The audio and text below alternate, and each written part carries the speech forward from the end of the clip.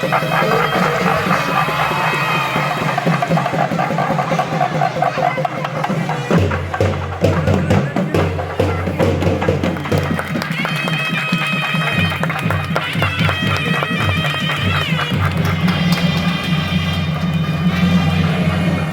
ஒரு வாட்டி சொன்னாரு, நீ ஏதாவது உதவி உனக்கு வேணும்னா உன் கைக்கு மீறி ஏதாவது விஷயங்கள் உனக்கு வேணும் அப்படின்னா என்கிட்ட கேளு அப்படின்னு சொல்லிட்டு நம்ம லாரன்ஸ் சொன்னாரு. ரொம்ப மோசமா தான் இருக்கு, நான் பார்த்தேன். என்கிட்ட 5 லட்ச ரூபா இருக்கு, ஒரு 2.5 லட்ச ரூபா நீங்க தரீங்களா, ஃபுல்லாவே கட்டலாம், நம்ம சீலிங்கே கட்டிக்கலாம்னு சொல்லிட்டு என்ன சொன்னாரு. அந்த 15 லட்ச ரூபா நானே கொடுத்துறேன்னு சொல்லிட்டு ஸோ இந்த விஷயம் வந்து அண்ணா வந்து பண்றேன்னு சொன்னாங்க. அப்படி உருவானது அந்த விஷயம்.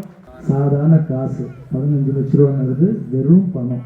ஆனால் அந்த குழந்தைங்களுடைய அன்பு, இந்த ஆசீர்வாதங்களுடைய அன்பு, இந்த மக்களுடைய அன்புக்கு முன்னாடி இந்த 15 லட்ச ரூபாங்கிறது வெறும் காசு, புரியுதுங்களா? ஸோ காசை வச்சு இப்போ நான் ஹீரோ நடிக்கிறதால 2 இட்லி தான் காலையில் சாப்பிட சொல்கிறாங்க, மதியானம் கொஞ்சம் தான் காய்கறி. பிரியாணி சாப்பிட்லான்னா கூட சாப்பிடக்கூடாது, ரொம்ப வெயிட் போட்டுருக்குங்க, முடியாதுங்க. எவ்வளோ தான் சம்பாதிச்சாலும் சாப்பிடவும் முடியல. தூங்குறது சின்ன இடமா இருக்குது, பெட்டில் படுத்தா கூட தூக்கம் வர மாட்டேது. அது எதோ புசு புசுன்னு இருக்குது, நம்ம தரையில் படுத்தா நல்லா தூக்கம் வரும்.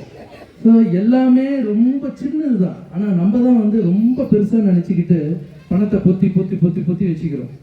பணத்தையும் சரிங்க, கிணத்துல இருக்கிற தண்ணியும் சரிங்க, கொடுத்தாதான் சுரக்குவாங்க. ஸோ அது எங்கள் அம்மா சொல்லி கொடுத்துருவாங்க.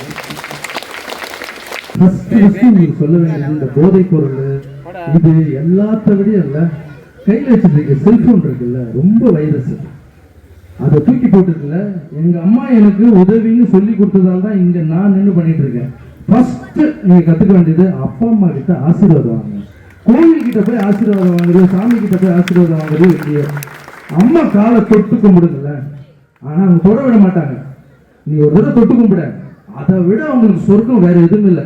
தினமும் என் பிள்ளை என் காலில் வந்து தான் போறான்னு அப்படியே வெளியெல்லாம் வந்து சொல்லுவாங்க. அம்மாவுக்கு அவ்வளோ பெருமை இது.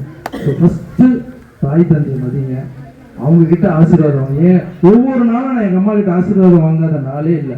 அந்த ஆசீர்வாதத்தோட இந்த உலகத்துல எந்த தெய்வமும் இல்லை. மக்கள் செய்திகளை உடனுக்குடனும் துல்லியமாகவும் தெரிந்து கொள்ள சப்ஸ்கிரைப் பண்ணுங்க.